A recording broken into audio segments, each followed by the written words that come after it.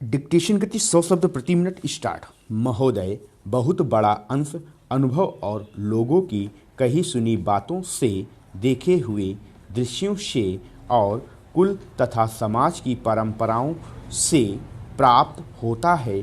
Cinema इस सभी प्रकार के ज्ञान की प्राप्ति में सहायक हो सकता है, क्योंकि यह मनुष्य की दृश्य और श्रव्य अनुभूतियों के क्षेत्र को बहुत ही बढ़ा सकता है।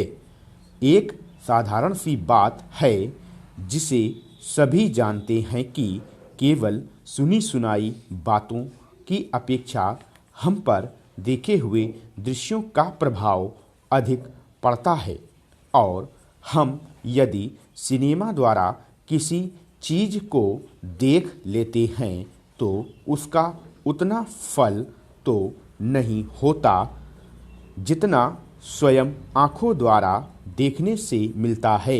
उससे तो कहीं अधिक अमिट छाप किसी के सामने किसी दृश्य के वर्णन करने से पड़ती है। मन बहलाव के भी साधन कितने ही प्रकार के होते हैं। कुछ तो ऐसे हैं जो मन बहलाव के साथ साथ शिक्षाप्रद भी होते हैं और इसके विपरीत बुरे संस्कारों का साधन बन जाते हैं। मैं स्वयं यह दावा नहीं कर सकता कि मैंने बहुत सी फिल्में देखी हैं। सच पूछिए तो मुझे बहुत कम फिल्में देखने का अवसर मिला है। मेरे पास जो खबरें पहुंचती हैं वह तेरे विश्वसनीय भाइयों और बहनों द्वारा जो शिकायतें पहुंचाई जाती हैं उनसे मालूम होता है कि बहुतेरी फिल्में दूसरी कोटि की हैं, जो शिक्षा अथवा मन बहलाव का साधन ना बनकर बुरी वासनाओं को जागृत करती हैं। विशेषकर युवकों के चरित्र पर बुरा प्रभाव डालती हैं।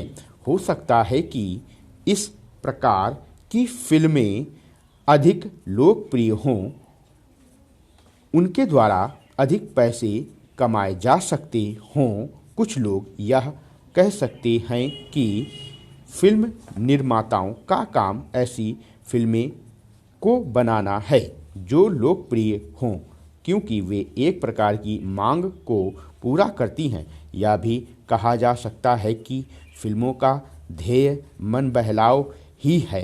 उसको तो तभी सफल मानना चाहिए जब फिल्में उन लोगों का मन बहला सकें जिन लोगों के लिए बनाई गई हों। ये सब बातें बहस के रूप में कही जा सकती हैं, पर मैं चाहूँगा कि कोई भी सिनेमा हो अथवा फिल्म बनाने वाले हों, यदि वे अपना कर्तव्य समाज सेवा समझते हैं तो उन्हें ऐसा समझना भी चाहिए। तो उन सब के लिए ये सब बातें यदि अग्राह्य नहीं तो गौण अवश्य हैं, और उनका मुख्य उद्देश्य तो सेवा ही होना चाहिए। सेवा तभी तक सेवा रहती है जब तक वह सेव्य का हित करे, ना कि उसे गिराए। इसलिए मैं चाहूँगा कि फिल्म बनाने वाले इस पर विचार करें कि उनका उद्देश्य क्या है। उद्देश्य सेवा ही होना चाहिए, और सेवा के साथ साथ यदि धनोपार्जन भी हो जाए तो निर्दोष हैं। यदि धनोपार्जन ही उद्देश्य हो और सेवा ना हो तो वह अग्राह्य होना चाहिए। यदि मनुष्य अपने स्वार्थवश कुछ ऐसा काम करता है जो उसके व्यक्तिगत लाभ के लिए तो ठीक हो, पर जिससे समाज को हानि पहुंचती हो तो उसे रोकना पड़ता है। स्टॉप।